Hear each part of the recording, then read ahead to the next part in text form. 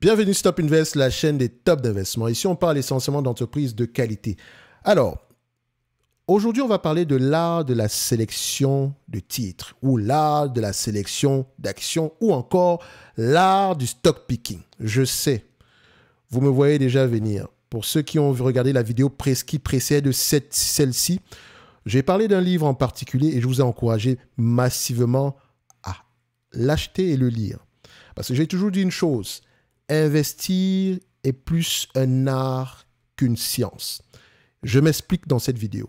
Alors, investir est souvent présenté comme un mélange subtil entre art et science. Cette dualité se manifeste plus clairement dans le processus de sélection de titres, à savoir le choix d'actions, obligations ou tout autre actif dans lequel placer son argent, même si c'est de l'immobilier. OK ?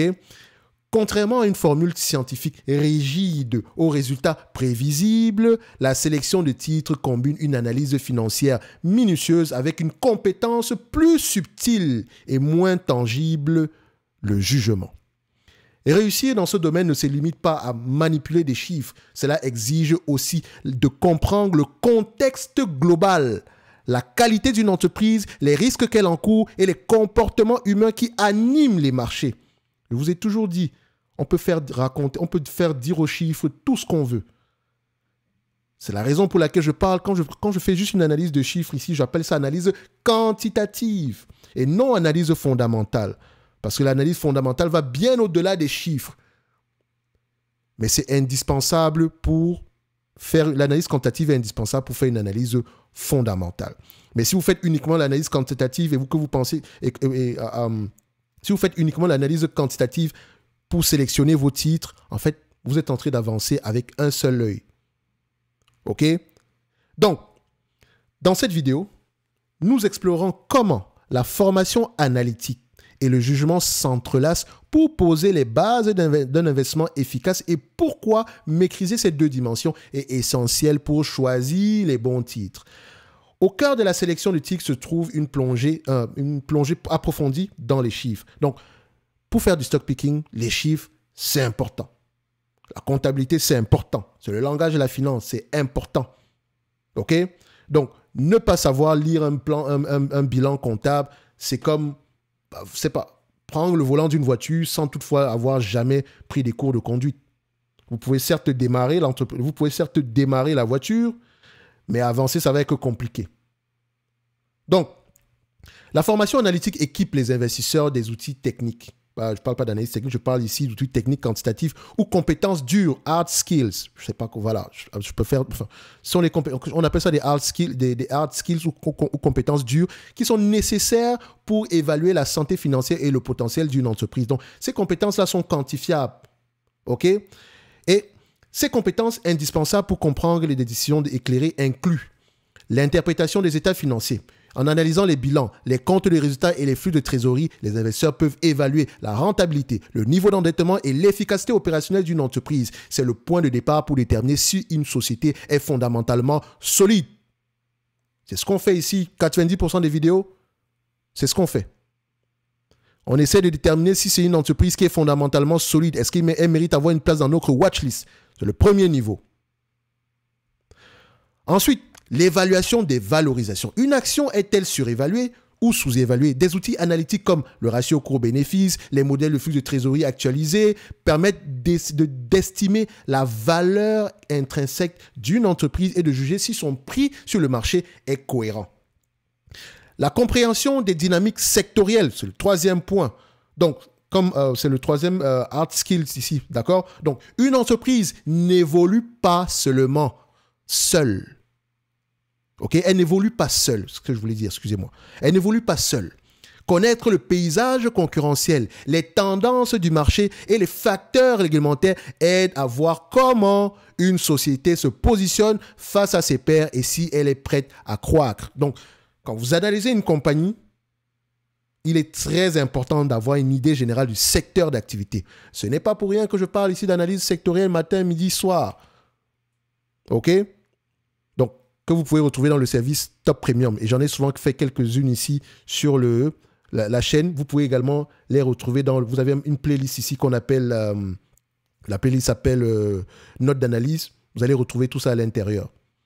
Donc, c'est questionner le positionnement de l'entreprise ou bien la dynamique sectorielle en date d'aujourd'hui au sein du secteur d'activité.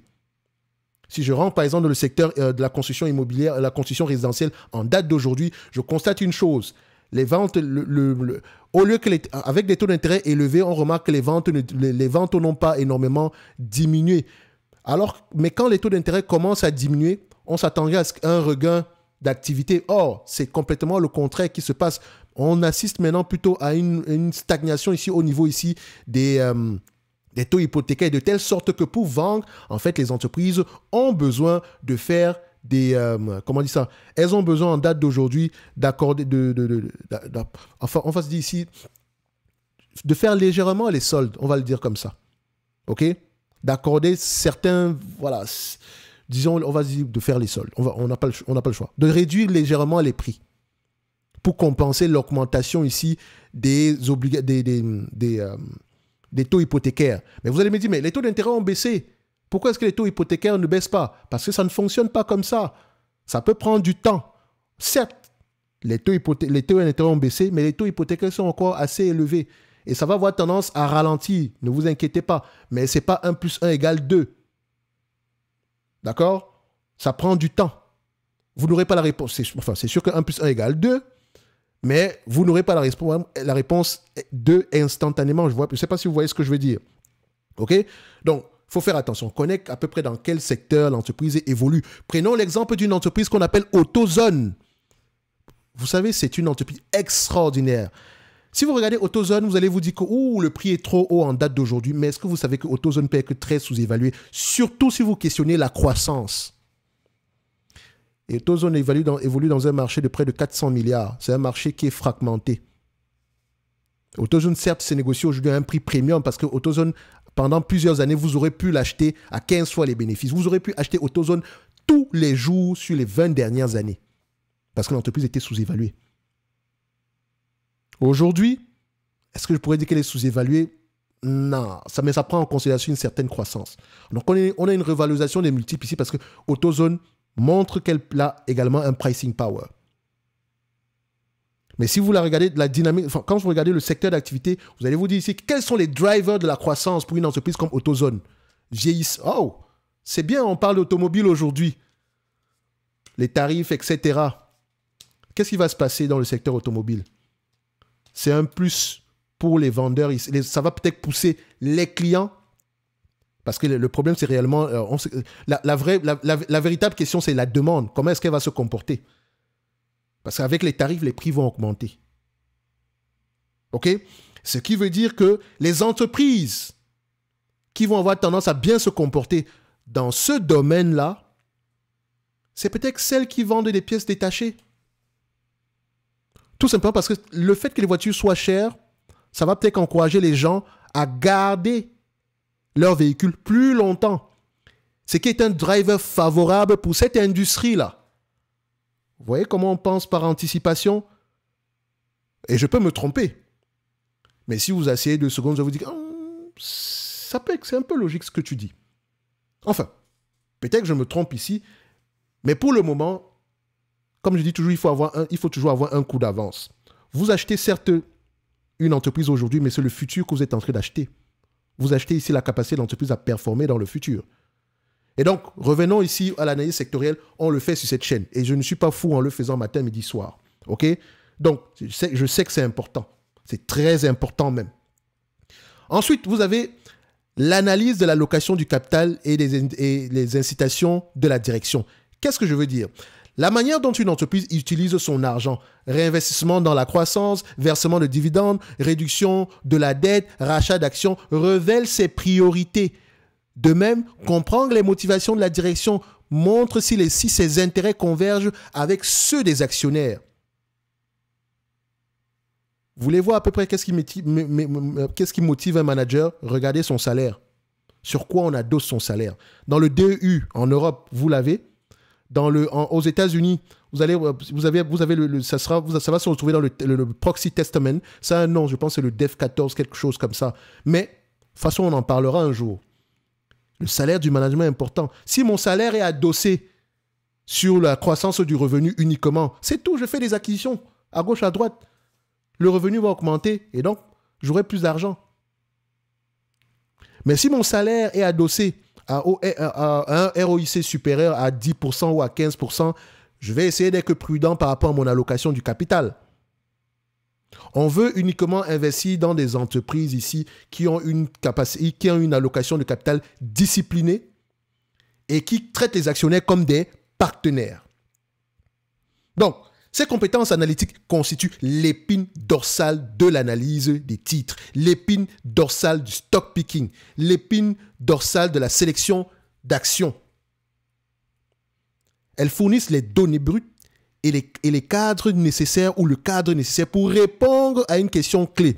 Cette entreprise mérite-t-elle mon argent? Oui, c'est à ça qu'on... Quand on utilise les hard skills ici, c'est pour savoir si l'entreprise mérite mon argent, mérite mon attention. C'est ce qu'on demande, c'est ce qu'on veut faire. Est-ce qu'elle mérite mon attention? Ça ne me sert à rien d'aller regarder une entreprise qui n'a pas de revenus, ça ne m'intéresse pas. Elle ne mérite pas mon argent, elle ne mérite pas mon attention. Une entreprise qui ne gagne pas d'argent, pas de free cash flow, ne mérite pas mon attention non plus. Une entreprise qui exerce dans un secteur d'activité assez complexe ne mérite pas également mon attention. Donc, les hard skills vous permettent de répondre à ces questions-là. Mais aussi cruciales soient-elles, elles ne racontent qu'une partie de l'histoire. Donc, si l'analyse vous dit quoi? Le jugement vous aide à comprendre pourquoi et si. C'est là que l'art de la sélection de titres prend tout son sens, à travers les compétences douces ou les soft skills qui ne se quantifient pas, enfin du moins facilement, mais sont tout aussi vitales. Le jugement intervient dans les domaines comme l'évaluation de la crédibilité de la direction. Les chiffres ne disent pas si un PDG est digne de confiance ou visionnaire. Les investisseurs expérimentés examinent son parcours, son style de communication et ses décisions passées pour juger de sa capacité à mener l'entreprise vers le succès. L'appréciation des actifs immatériels, donc le jugement également intervient à ce niveau-là. Certaines des forces certaines des forces ici les plus importantes d'une entreprise ou les plus précieuses d'une entreprise sont comme une marque forte, une culture d'entreprise intéressante ou bien une culture d'innovation ou également une technologie brevetée n'apparaissent pas directement dans un bilan. Ça n'apparaît pas facilement. Il faut évaluer leur valeur, demande perspicacité et intuition.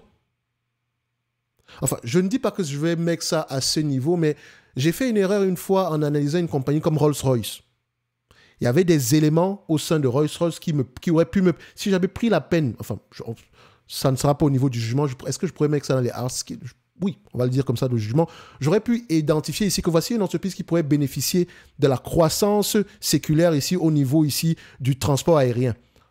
Donc, si les carnets de commandes de Boeing et de Airbus sont pleins, Airbus et Boeing ne vendent en aucun cas des moteurs d'avion. Ils n'en fabriquent pas. Ce sont des entités comme Safran, par le biais ici de sa entreprise avec General Electric. Enfin, je pense que je ne sais pas comment ça s'appelle en date d'aujourd'hui parce que General Electric a été divisé en plusieurs parties. Donc, il y a Safran. Vous avez également Rolls-Royce. Ok, je pense qu'il y a également un autre ici, mais je ne sais pas à qui il appartient. Mais il n'y a pas trois... En termes de motoristes ici pour les avions, il n'y en a pas plusieurs. Et donc, si j'avais pris la peine de lire mes rapports financiers, de voir à peu près ce que la compagnie fait derrière, et voir à peu près au niveau ici des produits de la compagnie, j'aurais peut-être remarqué qu'on avait une technologie brevetée. Ça, je ne l'ai pas fait. Mais en fait, j'ai uniquement utilisé l'analyse quantitative. Et en utilisant l'analyse quantitative après coup, même si je le dis toujours ici, lisez vos rapports financiers, ne vous basez pas essentiellement ici sur l'analyse quantitative. L'analyse quantitative nous sert uniquement à sélectionner les entreprises qui pourraient mériter notre temps. J'aurais peut-être pu changer d'avis, malgré les chiffres dégueulasses que j'avais face à moi. Mais un investisseur, c'est aussi ça, reconnaître ses erreurs. C'est pour ça que l'humilité est très importante. Ensuite, comme troisième point, voilà, excusez-moi, les aléas du direct. Donc, comme troisième point ici, nous avons ici l'anticipation de l'évolution d'une entreprise. Donc, il faut toujours avoir un coup d'avance. J'en parlais tantôt plus haut avec AutoZone et le secteur d'activité et le fait que l'imposition des tarifs ici, bref, vous avez compris mon raisonnement. Retournez un tout petit peu en arrière dans la vidéo, j'en ai parlé. Donc les marchés fluctuent, les technologies progressent, les préférences des clients évoluent. Un bon jugement implique d'avoir un coup d'avance. Comment cette société s'adaptera-t-elle aux défis de demain ou saisira-t-elle les nouvelles opportunités? On doit se poser ces questions aujourd'hui. Pour ceux qui me connaissent, ils savent que je suis actionnaire d'Alphabet. Mais actuellement, je me questionne sur la partie Google Search. Ça ne veut pas dire que ça va disparaître demain, mais je commence déjà à travailler dessus. Je cherche des éléments qui vont dans mon sens, dans le sens qui prêtent à l'optimisme, mais surtout des éléments qui prêtent au pessimisme. Et je compare ça avec les chiffres. Or, si je me base uniquement sur les chiffres, ils sont extraordinairement bons. Hein? Allez juste lire le dernier rapport financier d'Alphabet, écoutez le dernier conference call. Mais si je m'adosse uniquement sur ces éléments-là, mon jugement me dit, Thierry, fais attention. Donc, quatrième point, la résistance aux décisions émotionnelles ou aux décisions influencées par la foule. Le jugement également vous aide dans ce sens-là. Le marché boursier peut être une montagne russe émotionnelle, portée par la peur ou l'avidité. Gardez la tête froide, à savoir éviter les ventes paniques ou les engouements excessifs, exige discipline et perspective. Ça là, ça ne s'apprend pas. Ok? Ça ne s'apprend pas dans les livres. On peut juste vous mentionner que faites attention à ce niveau-là, mais franchement, c'est en pratiquant que vous allez pouvoir maîtriser vos émotions. Il faut pratiquer. C'est important. C'est très important. Je continue. Encore une fois, comme je dis ici, ce genre de vidéo, on n'aura pas beaucoup d'audience, etc. Mais rappelez-vous d'une chose, je fais avant tout des vidéos que j'aurais voulu avoir quand j'ai commencé. OK? Pour ceux qui veulent aller plus loin, vous savez ce que ça implique. Ici, on parle du stock picking sérieusement. C'est également l'occasion pour moi de vous rappeler, en description de la vidéo, vous avez un lien vers la top newsletter. Un like, un abonnement, un commentaire, ça fait toujours plaisir. Et donc, abonnez-vous à la top newsletter. Et pour ceux qui veulent aller plus loin, retrouvez-nous dans le service Top Premium. Donc, on continue. Contrairement aux compétences analytiques, le jugement ne s'apprend pas entièrement dans les livres. Oui, les amis, il ne s'apprend pas. Mais je vous dirai à peu près comment est-ce que vous pouvez faire pour affiner votre jugement. Il se forge avec le temps, à travers l'expérience, la réflexion et parfois même quelques erreurs. J'adore les erreurs. J'adore les erreurs. Je n'aime pas faire des erreurs, mais j'ai plus appris en regardant les erreurs des autres ainsi que les miennes. C'est pour ça que j'ai toujours dit aux gens, on s'en fout ici de savoir si vous avez gagné de l'argent sur X ou Y stock. On veut savoir sur quel stock vous avez perdu de l'argent. Et qu'est-ce que vous avez appris? C'est ça qui nous intéresse. Ça va à contre-courant de ce que vous pouvez penser, n'est-ce pas? On s'en fout de savoir. Est-ce que ça vaut la peine que je vous dise que j'ai une très belle performance avec Alphabet? On s'en fout. Mais Thierry, parle-nous de CVS. Parle-nous des entreprises sur lesquelles tu as perdu de l'argent. Parle-nous d'Alphabet ou comment on appelle ça? D'Apple que tu as vendu pour acheter une entreprise de merde. Qu'est-ce que tu as appris?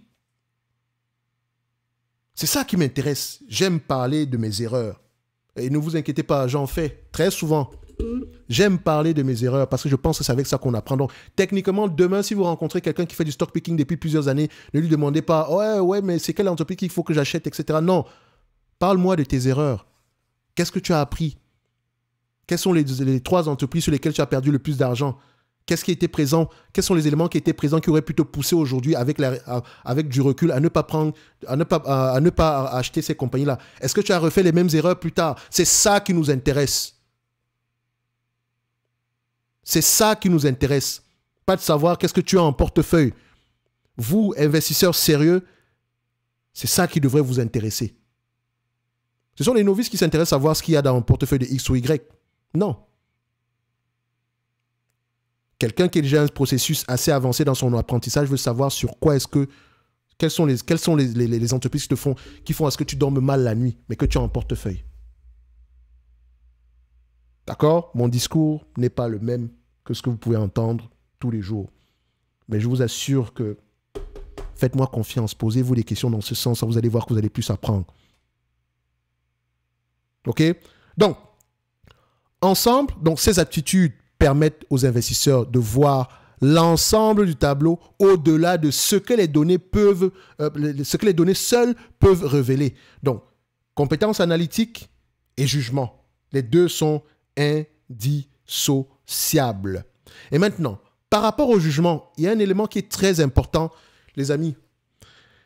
Faites attention à votre entourage. Surtout quand vous faites du stock picking.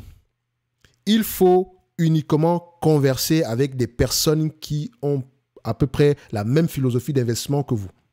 Je sais que vous traînez beaucoup sur des forums, etc. Mais vous allez voir, je veux dire, si vous rentrez dans le mauvais forum, vous allez avoir tendance à ressortir de là avec plus de biais qu'il n'en faut. Il faut absolument uniquement vous entourer de personnes qui pensent à long terme. Je prends l'exemple ici. Qui pensent à long terme, qui achètent uniquement des entreprises de qualité à un prix en dessous de leur valeur et qui ont la capacité ici de patienter tant que le scénario d'investissement de départ est toujours d'actualité et qui ont également l'humilité de reconnaître quand ils ont eu tort. Et croyez-moi que l'être humain n'aime pas avoir tort. Oui, on aime avoir raison.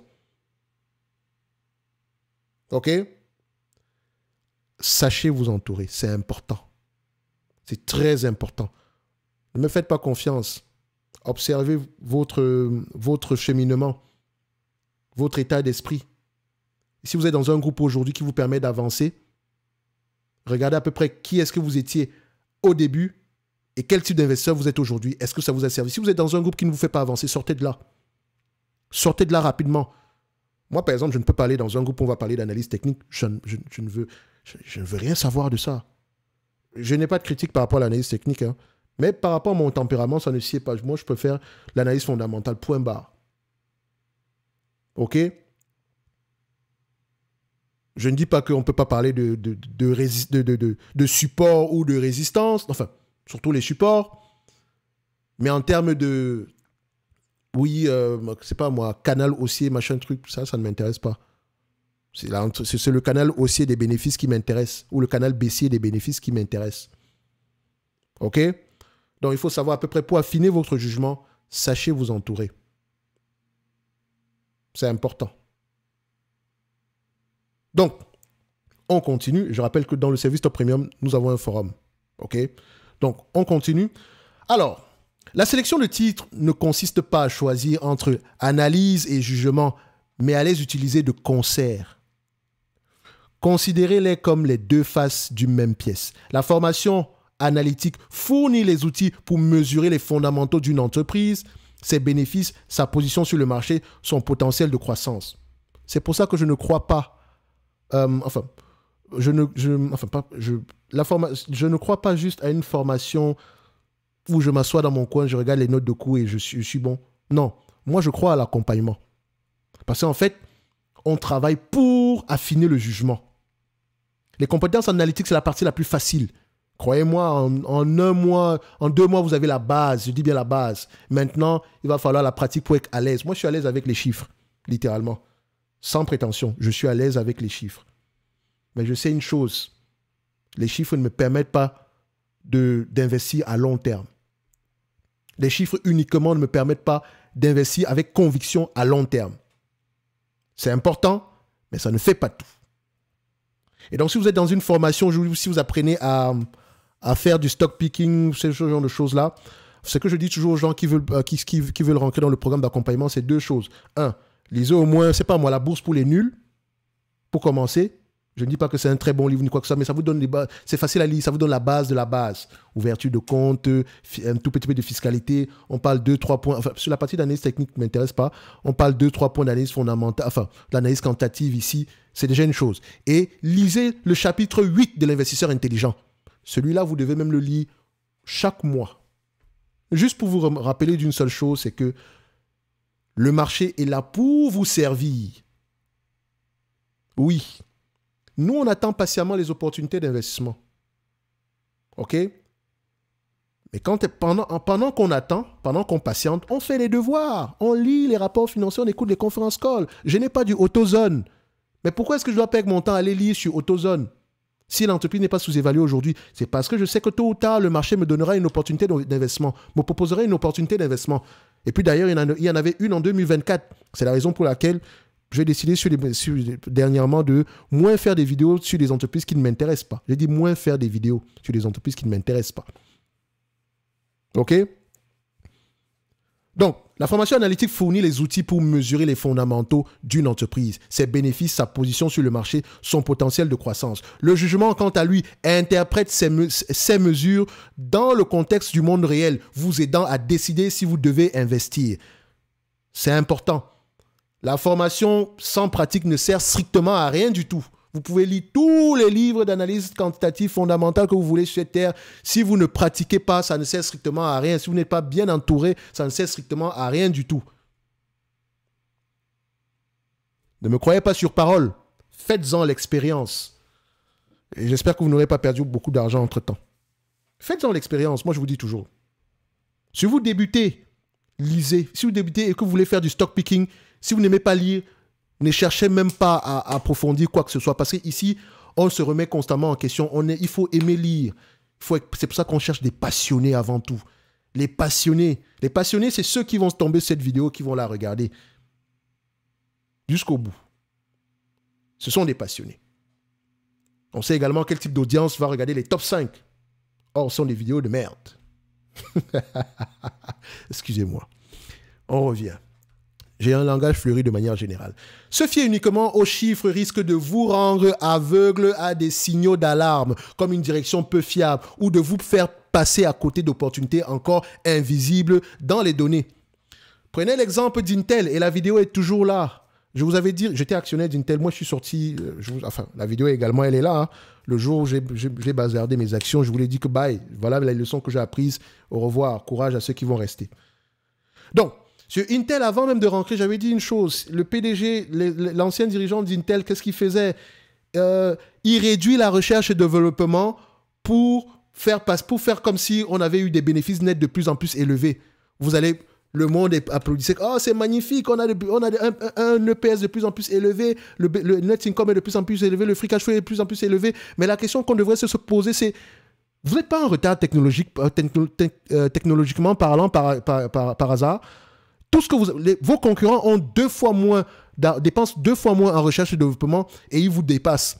Vous, aujourd'hui, malgré tout le cash que vous avez en recherche et développement, vous êtes incapable de trouver à peu près l'équivalent de ce qu'ils ont aujourd'hui. Et vous vous permettez de réduire cette dépense en recherche et développement pour vous féliciter ici du fait qu'on ait eu des bénéfices nets de plus en plus élevés sur ce trimestre-ci et qu'on a dépassé ici les attentes des analystes. Moi, quand j'ai vu ça, j'ai dit ça, c'est quelqu'un qui doit foutre le camp rapidement. C'est un mauvais gestionnaire. C'est un mauvais gestionnaire. Il faut avoir cette capacité-là de juger. C'est important. Comme vous allez voir, quelqu'un qui était PDG d'Atos, qui devient PDG d'une autre compagnie, et il vous promet monts et merveilles, son passif ne parle pas pour lui. Je ne peux pas faire confiance à ce genre de personne. Pourquoi est-ce que je veux lui donner mon argent?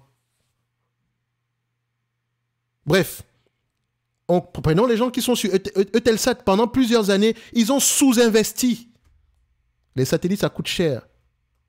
Il faut anticiper le remplacement. Pendant ce temps, Starlink existait déjà. Maintenant, c'est aujourd'hui qu'ils veulent faire ça? Non, mais des amateurs. Même moi, sans prétention, plus vous lisez les rapports financiers, plus vous lisez sur des gestionnaires qualitatifs. Par exemple, le livre Outsider vous donne une perspective. Ce à quoi ressemble un CEO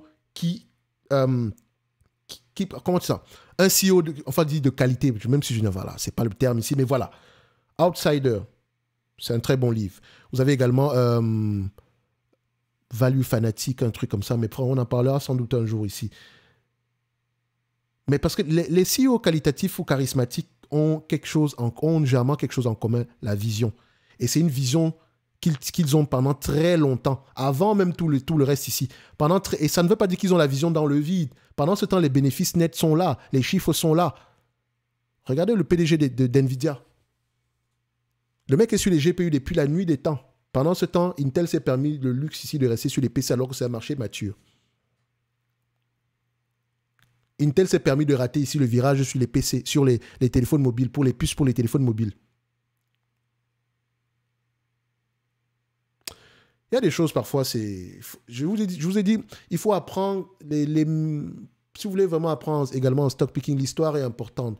L'histoire des succès et des échecs des entreprises est importante. Vous allez vous rendre compte que plus vous avancez, moins vous allez avoir tendance ici à lire sur les états financiers, à lire sur c'est pas moi, sur comment faire du stock picking ou bien l'investisseur intelligent. Non, dans l'investisseur intelligent, c'est la partie philosophique qui nous intéresse, c'est le mindset qui nous intéresse. Quand vous allez lire, plus vous allez avancer, plus vous allez lire des autobiographies. Et puis d'ailleurs, je vous encourage massivement à lire des autobiographies d'investisseurs à succès ou de PDG à succès. Vous allez apprendre énormément sur la compagnie. Et je vous assure que ça affine votre mindset. Ne me croyez pas sur parole. Faites le test. Prenez juste, c'est pas moi. Vous aimez tous LVMH. Prenez LVMH, lisez. Prenez une biographie sur Bernard Arnault, allez lire. Et allez analyser LVMH. Je vous jure que vous n'aurez plus la même vision de cette compagnie-là. Excusez-moi, pendant que je parle, j'ai la chair de poule. Excusez, c'est un sujet qui me tient à cœur. Vous savez, quand on parle de stock picking, quand je vois l'analyse quantitative, on appelle ça l'analyse fondamentale, j'ai un pincement au cœur. À l'inverse, s'appuyer trop sur son instinct sans une analyse solide peut mener à des choix impulsifs et mal informés. Vous devez essayer vous devez jouer avec les deux. C'est important. Moi, au début, je me fiais beaucoup aux chiffres, mais aujourd'hui, je préfère pas me fier à mon instinct, mais je travaille plus mon jugement. Je vais essayer de faire les deux. Parfois, les chiffres sont tellement bons, comme par exemple, il y avait une compagnie ici qu'on appelait Click Digital. Les chiffres étaient trop beaux, mais il y a une partie de moi qui me disait « Ah, Thierry, il y a un truc bizarre. » Je ne sais pas c'est quoi, mais il y a quelque chose Retournez sur la vidéo de Click Digital, la première que j'ai faite. Je fais mes vidéos en live. C'est un truc, je prends le nom de l'entreprise, je ne la connais pas, je regarde les états financiers, etc. Dès le moment où j'ai à peu près le nom du secteur d'activité et je vois à peu près les chiffres que vous avez, je peux avoir une comparaison si j'ai déjà eu à voir à peu près, si j'ai déjà eu à analyser une autre entreprise dans le même secteur d'activité. Et encore plus si j'ai déjà eu à lire les rapports financiers sur un secteur d'activité, sur une entreprise dans le même secteur d'activité. Et je savais que Click Digital, il y a anguille sous roche. Et le temps m'a donné raison, malheureusement. Pourtant, les chiffres étaient extraordinairement bons. Retournez sur la vidéo. Si je me base uniquement sur les chiffres, je vous dis « Ah, c'est sous-évalué, ha ha ha !» Non, j'ai assez de recul aujourd'hui pour me dire que quand c'est trop beau, avant d'avoir une décision, ça peut être intéressant à regarder en profondeur. Ça, ce sont mes termes. J'aime ça. Je préfère parler comme ça.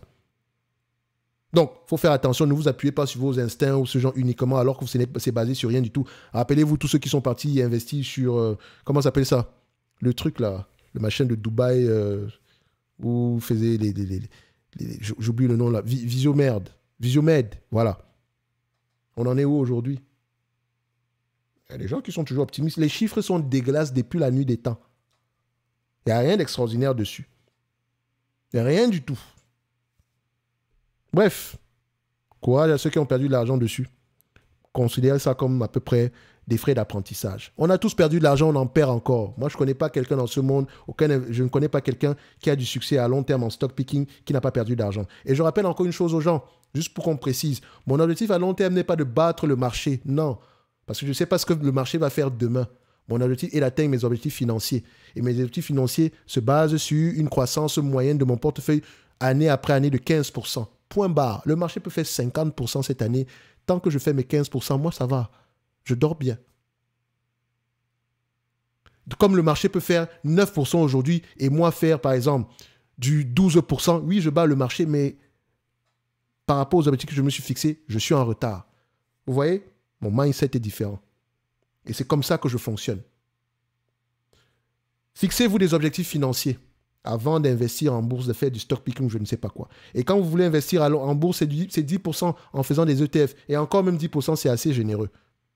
N'espérez pas plus. Donc, basez-vous d'abord dessus. Si le marché vous donne plus que ça, tant mieux. Applaudissez. OK? Donc, la magie opère à leur croisement entre le jugement, comment on appelle ça? Entre les hard skills, au croisement ici des hard skills et des soft skills. Donc, la magie opère à leur croisement, là où les insights tirés des données rencontrent la sagesse humaine. C'est à ce moment, c'est à ce niveau-là que la magie opère.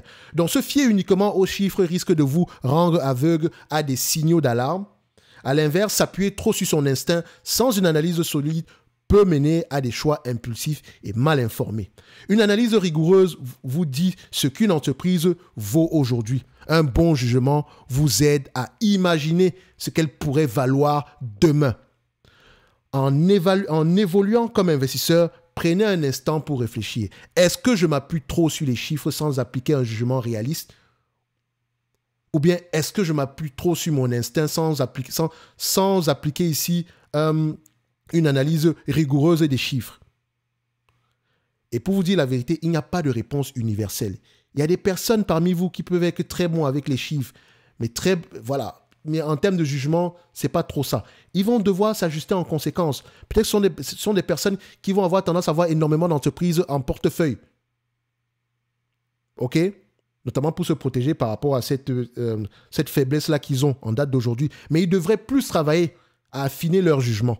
Et je vous ai dit, rien de mieux que de vous entourer des bonnes personnes.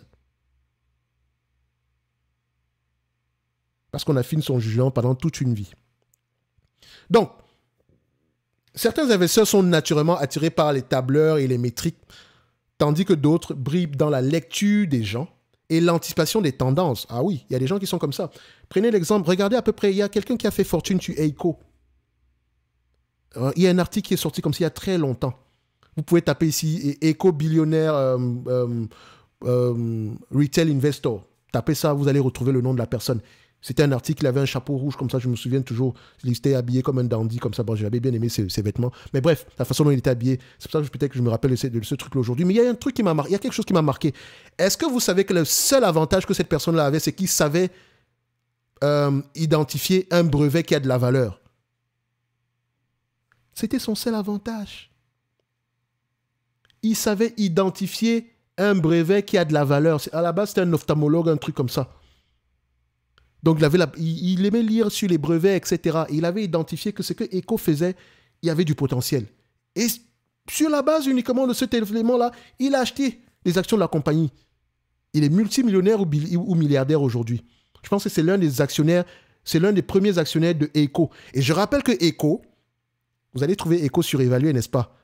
Mais Eiko est peut-être sous-évalué aujourd'hui. Regardez la taille du marché. C'est la même chose que Axon. Analyse, analytique et jugement. Si on se base sur les éléments quantitatifs, on va avoir tendance à dire « Ah, c'est surévalué ». Mais si on va un peu au-delà, on va se rendre compte qu'il y a peut-être quelque chose à faire ici. Mais bref, c'était ça son avantage. Et donc, vous pouvez avoir un avantage sur les éléments quantitatifs. C'est une bonne chose. Mais il faut également travailler sur les éléments qualitatifs. Affiner votre jugement. D'accord?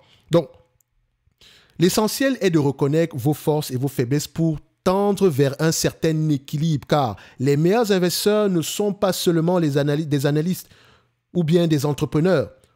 Et quand je parle d'analyste, pour être un bon investisseur, il faut être un bon entrepreneur, il faut être un bon analyste.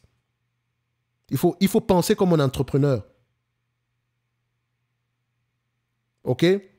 Il faut penser comme un entrepreneur. Et parfois, même le métier que vous faites aujourd'hui peut vous aider à mieux comprendre une entreprise. Donc, les meilleurs investisseurs ne sont pas seulement des analystes, ce sont des décideurs qui savent quand faire confiance aux données et quand suivre leur instinct. Allez voir le PDG d'NVIDIA. S'il y a une biographie sur lui, allez lire. Parce qu'il a fait confiance à son instinct. Alors que le marché n'était pas trop gros, etc. Mais il avait déjà commencé à travailler dessus. Et quand l'IA est arrivée, l'intelligence artificielle générative, il était prêt. Pendant que les autres sont en train de vouloir le rattraper, lui, il était prêt. Mais ça reste un business cyclique. Adossé ici à la dépense en capital de quelques grosses entreprises. Donc, tôt ou tard, la dépense en capital va baisser. Et c'est à ce moment-là que NVIDIA va peut-être nous intéresser. Mais bref, on continue. Donc, en fin de compte, la sélection de titres repose sur la sagesse, la sagesse repose autant sur la sagesse que sur le savoir. La formation analytique affine les outils nécessaires pour évaluer les investissements, mais c'est le jugement qui détermine comment et quand les utiliser. Je dis toujours genre PER, PER, PER. Si tu ne sais pas comment est-ce qu'on utilise ce PER, ça ne sert strictement à rien d'identifier qu'un PER de 15, ça peut être une entreprise extrêmement surévaluée. Comme un PER de 50, ça peut être une entreprise extrêmement sous-évaluée. C'est pour ça que je dis toujours aux gens, ceux qui analysent Amazon en se basant sur les PER, vous faites une énorme erreur. Après, vous vous basez sur vos skills. Hein. Et peut-être également, moi-même, je me trompe. Mais sur Amazon, la question qu'il faut se poser, c'est est-ce qu'ils ont un pricing power? Est-ce qu'ils sont capables d'avoir des marges bénéficiaires plus élevées? Et quels sont les éléments qui vous montrent que c'est le cas? Et vous allez voir que si vous répondez à ces questions-là, vous allez vous rendre compte qu'Amazon est extrêmement sous-évalué. J'ai bien dit, Amazon est sous-évalué. Amazon est sous-évalué. Donc, prends un moment, prends les rapports financiers d'Amazon, les conférences call, et fais-toi un avis. Ne te base pas sur le PER, etc. Donc, la formation analytique affine les outils nécessaires pour évaluer les investissements, mais c'est le jugement qui détermine comment et quand les utiliser. OK? Comment utiliser mon PER? Comment utiliser le ROIC ou bien le ROE? Comment et quand l'utiliser? Quelqu'un qui va utiliser le ROE sur une compagnie, sur une compagnie industrielle, c'est questionnable. OK? Le ROE, pour les bancaires, les compagnies financières, OK. Sur les autres, ROIC. Le ROTE même, sur les bancaires. Donc, les grands investisseurs ne se contentent pas de choisir des actions. Ils prennent des décisions réfléchies et équilibrées qui résistent à l'épreuve du temps. Rappelez-vous d'une chose. La maîtrise de l'analyse et du jugement vous permet d'investir avec compétence et conviction. Bien, mais avec conviction, on va le dire comme ça. Donc, les deux sont indissociables. Vous pouvez être très fort en métrique, en analyse quantitative, mais très faible en jugement. Ça veut dire que vous devez plus travailler de ce côté-là. Comme vous pouvez avoir un bon instinct ici, vous pouvez à peu près bien juger les gens, anticiper les tendances, mais être nul ici avec les chiffres. Trop vous baser sur ces éléments-là. Alors on a peut-être ici les prévisionnistes, ce genre de choses qui peuvent parfois voir le potentiel d'une nouvelle technologie ici. Mais ce qui arrive souvent, c'est que quand vous commencez à investir, très souvent, vous vous basez beaucoup sur vos instincts. Et au fur et à mesure que vous apprenez à faire de l'analyse quantitative, vous vous basez de moins en moins sur cet instinct-là. Or, les deux sont importants. D'accord? Affiner juste, OK, l'hydrogène, c'est l'avenir, d'accord. Est-ce qu'il y a des chiffres? Est-ce qu'il y a des chiffres qui montrent que l'adoption est de plus en plus visible? Non. La voiture électrique, on sait que c'est l'avenir. Les chiffres sont là pour le montrer. D'accord? Bref, cette vidéo a assez duré. Moi, je pensais faire une dizaine de minutes, mais je parle avec passion, les amis, et je parle exactement de ce que j'aurais aimé avoir quand moi j'ai commencé. D'accord? Et comme je lui dis une chose, ne me croyez pas sur parole. Faites vous-même l'expérience. Et en faisant l'expérience, j'espère que vous n'allez pas perdre le moins d'argent possible. C'est ce que je vous souhaite. OK? Parce qu'il n'y a rien de mieux que l'expérience de manière générale. J'ai toujours dit une chose, ne me croyez pas sur parole. Prenez ce que je dis ici, allez vous-même juger. Parce qu'ici, on veut des gens qui pensent par eux-mêmes. C'est important. Un like, un abonnement, un commentaire, ça fait toujours plaisir. N'oubliez pas, en description de la vidéo, vous avez le lien vers la Top Newsletter. Sur cette page-là, merci de nous rejoindre dans la Top Newsletter où je partage vraiment ce genre de réflexion, d'ailleurs.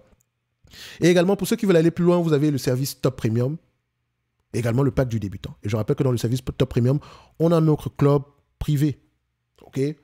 Uniquement pour les gens qui pensent... Enfin, moi, je pense à long terme. Je cherche uniquement des entreprises qualitatives. Ça ne veut pas dire ici que si tu n'as pas ce mindset-là, tu n'es pas le bienvenu. Non, pas du tout. Mais tu vas te rendre compte que tu seras forcé à penser comme nous. Vous allez prendre ça. Il y a certaines personnes, parfois, quand ils veulent poser juste un graphique d'analyse technique, parfois, ils réfléchissent à deux fois parce qu'ils savent que ce n'est pas un truc qui me plaît beaucoup. Parce que je n'aimerais pas que vous tombiez dans ce piège-là. L'analyse technique, c'est bien 2 secondes. Mais ce n'est pas sur ça qu'on va baser notre jugement pour prendre une décision d'investissement. D'accord? Je n'ai rien contre les analyses techniques. Ce n'est pas ce que j'utilise. D'accord? Chacun a sa technique. Tant mieux si vous gagnez de l'argent dessus. Mais pour moi, voilà comment est-ce que je pense. Et donc, tout ce qui Tous ceux qui embarquent dans ce wagon-là doivent exactement suivre le mouvement.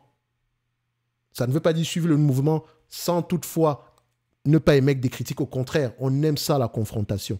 C'est exactement ce qu'on passe le temps à faire dans nos lives. On se confronte, on confronte les idées, de telle sorte que les gens ont souvent l'impression que la plupart des gens qui sont à l'intérieur investissent depuis plusieurs années. Pourtant, il y a des gens qui ont commencé il y a très peu de temps. C'est juste, il y a une chose qui nous réunit tous, c'est la passion. La passion. Cette chose-là, ça ne s'apprend pas. Soit vous l'avez, soit vous ne l'avez pas. Ça me rappelle la pub ici de Samsung, le D500. Les jeunes ne connaissent pas ça. À une époque, la pub, c'était Samsung, D500. Soit on l'a, soit on l'a pas. Soit tu likes, soit tu ne likes pas. Soit tu t'abonnes, soit tu t'abonnes pas. Et nous, on se donne quand même rendez-vous sur les prochaines vidéos. Ici, sur cette chaîne, on apprend à faire du stock picking sérieusement. Et n'oubliez pas une chose, les amis, ne me croyez jamais sur parole. Allez pratiquer vous-même, d'accord? C'est très important. Merci, au revoir.